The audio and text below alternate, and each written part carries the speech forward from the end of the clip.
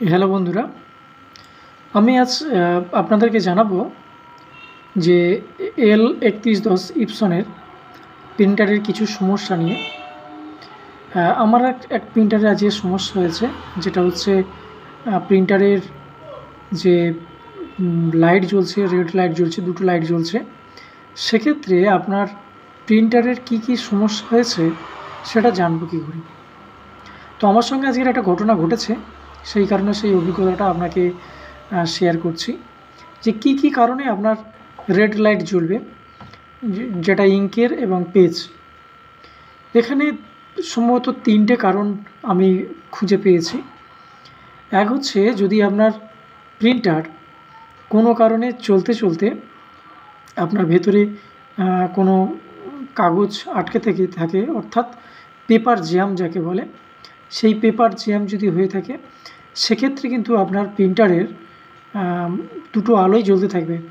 Pick up lens আর কাজ করবে না, পিক আপ সেন্সার যেটা আছে, সেক্ষেত্রে কিন্তু আপনার প্রিন্টারের সবসময় লাল আলোটা কিন্তু জ্বলে থাকবে।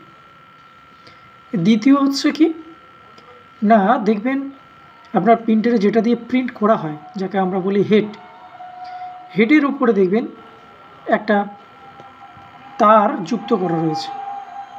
ওই তারটা যদি কোনো কারণে ভাঁজ হয়ে যায়, আর সেই ভাঁজ হওয়ার কারণে যদি সেন্সারকে মাঝে মাঝে ডিস্টার্ব করে, সেক্ষেত্রে কিন্তু আপনার প্রিন্টারের কিন্তু কাজ হবে না, রেড লাইট জ্বলে থাকবে।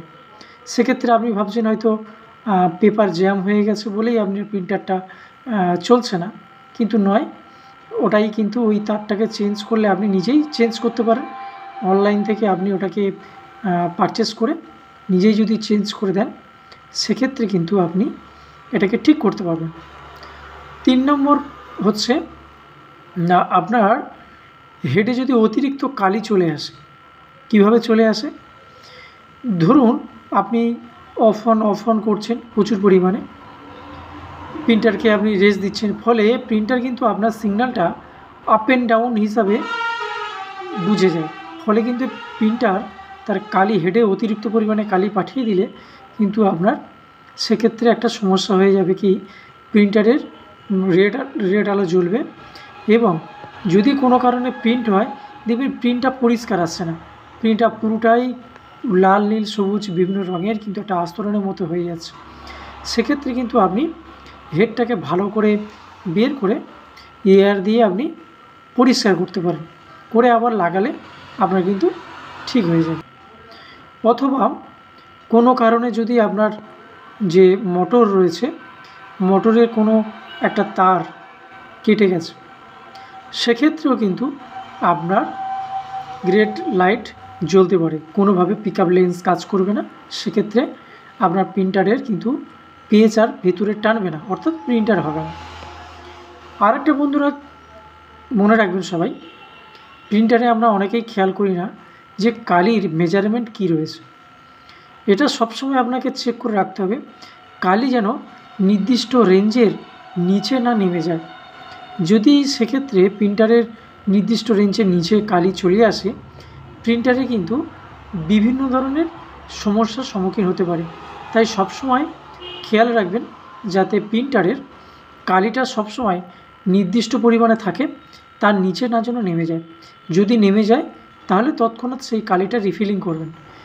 আর রিফিলিং করার পরে যখন রিফিলিং করবেন, তখন প্রিন্টারটা যেন অন থাকে, অন অবস্থায় কিন্তু রিফিলিংটা করবেন, অফ করে রিফিলিং করবেন না। কারণ কালির দেখবেন দুটো লেয়ার থাকে, একটা হচ্ছে হিটিং লেয়ার, একটা হচ্ছে কুল লেয়ার। যেটা আপনি কালিটা প্রিন্টারের মধ্যে রয়েছে, সেটা কিন্তু ঠান্ডা অবস্থায় রয়েছে। আপনি বাইরে থেকে যে কালিটা ঢালছেন, ওটাও ঠান্ডা।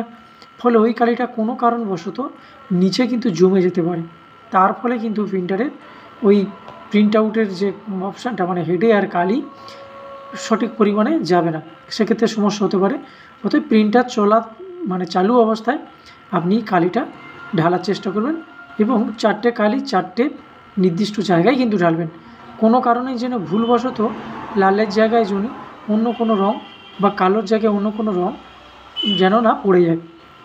সেক্ষেত্রে কিন্তু আপনার প্রিন্টারের পুরো হেডটাই নষ্ট হয়ে যাবে। সেক্ষেত্রে 4-5 হাজার টাকা আপনার খরচও হতে পারে। অতএব সাবধান থাকবেন। আর সঠিকভাবে প্রিন্টারটা ইউজ করবেন, তাতে আপনার প্রিন্টারটা লংজিভিটি বাড়বে। আশা করি আপনাদের এই ভিডিওটি ভালো লেগেছে।